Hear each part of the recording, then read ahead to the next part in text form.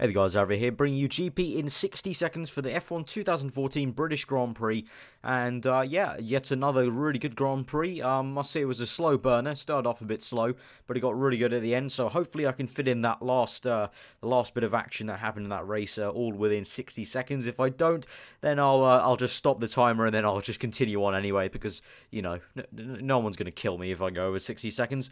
So yeah, here we go. We're gonna start the stopwatch now. So immediately on lap 1, Kimi Raikkonen had an almighty shunt into the barrier coming down the Wellington straight. That caused a red flag. Then after an hour of delay fixing the arm code, the red flag was, the race was resumed, and Lewis Hamilton climbed up to second place, eventually chased down Nico Rosberg.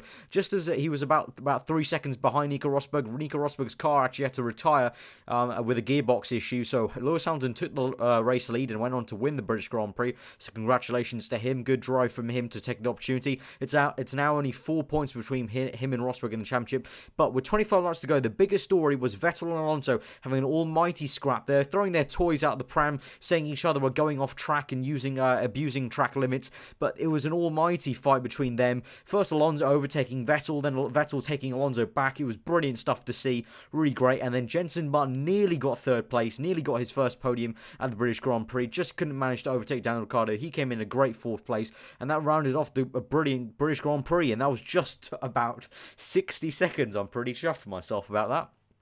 So yeah, that was just about the GP in 60 seconds, but I'm going to continue on a bit of analysis anyway.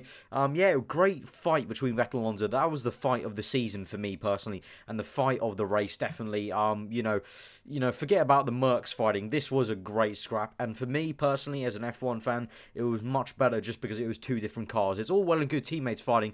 It's just lovely to see two different cars that are just kind of matched at that point in time in history on that racetrack for those few short minutes to fight each other like that. And the battle went on for, I say a few minutes, the battle went on for like at least, I'm going to say like 15-20 laps. Alonso overtaking Vettel first of all, as I think Alonso had a 5-stop penalty, so he had to wait 5 seconds and then make his pit stop because he started kind of a 2 ahead of his marker when the race started. So that meant he came out just behind Sebastian Vettel, and he overtook him straight away at Luffield. And then there was a great battle where they're just pushing each other to the limits and they were squeezing each other oh so close, and that caused Vettel to get on the radio a bit angry at Alonso. And then Alonso was also going back and saying Vettel was closing in on him by abusing the track limits and so on. So it was pretty much like a pretty anal kind of argument to have in that moment in time. I just wanted to have them get on and just race with it, but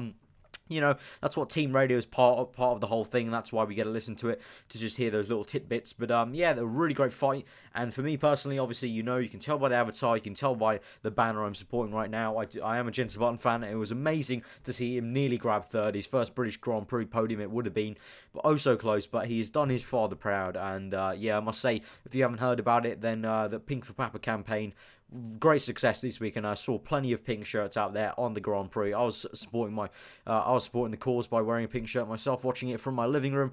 It was a great weekend for Jenson Button and his whole family and all the sports. So may John Button rest in peace, and I'm guessing he's going to be really jumping up in joy and being proud of his son right now, watching that support. And finally, I'm going to end on the Merc situation. So Lewis Hamilton getting this win, 25 points. Nico Rosberg 0, means there are 4 points in the championship. Nico Rosberg leads by 4 points, and we go to now Nico Rosberg's backyard in Germany. It's going to be a thrilling one. Can't wait for the German Grand Prix. It's going to be very close. Obviously, many of you know, if you follow me on Twitter, I'm not too much of a Lewis Hamilton fan. I do respect on how fast he is, but I'm not going to, go out there and say I'm really happy for him to win this Grand Prix. But I am happy the championship is closer. But I would have loved to see a bit more of a battle between Rosberg and Hamilton there. Would have been interesting to see. But at least it's nice for the championship, and that's all well and good. That's all what we want to see. We want to see fighting like we saw with Vettel and Alonso, but we also want to see it for the championship, which is a bit of a shame that two world champions like that are fighting over what was in the end 5th place, which is a bit annoying. And hoping in the next season or so we can see, you know, an actual proper fight between different multiple teams for the championship, and not all this crappy dominance, you know, with Mercs going 30 seconds ahead in like a few laps of the British Grand Prix. But yeah, that's been my opinions. Do comment below on yours. Use the comments as a forum, guys, as always, with this series on my channel. Subscribe if you're new for weekly motorsport content. I do video gaming and also real life stuff like this. So comment below on also what you thought, again, any kind of things you had about the Vettel Alonso thing.